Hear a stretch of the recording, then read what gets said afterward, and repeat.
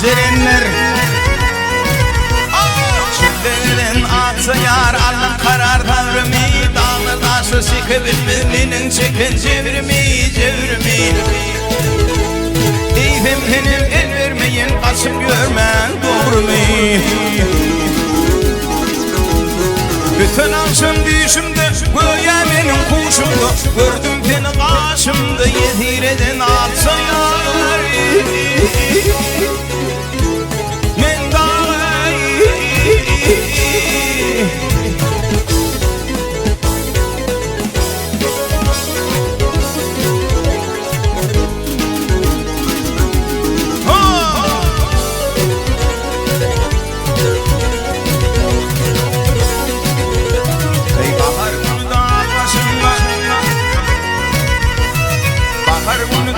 Başımda limir bulutlar Bulut oynap yıldırımın sakısıdır sanıktır Barzak olsam atsa yarım benim yolum biliptir Dünyada kalmadan ağır halim bilmedim Ödüm gelip almadan bara bilmen atsa yar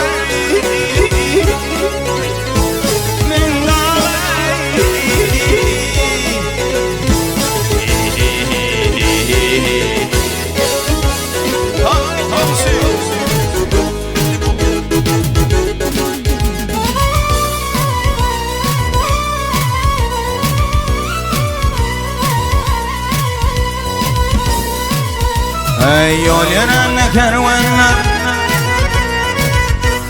Yol yaranna kervanlar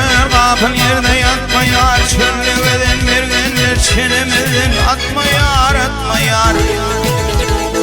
Üstümde kalır günler King başımdan ötmeyar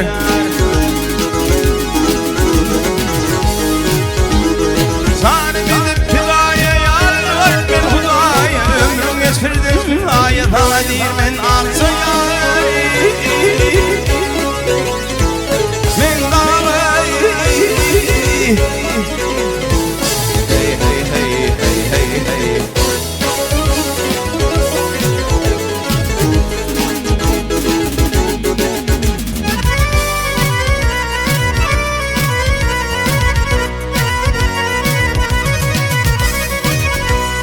İğnindeki kızıl keten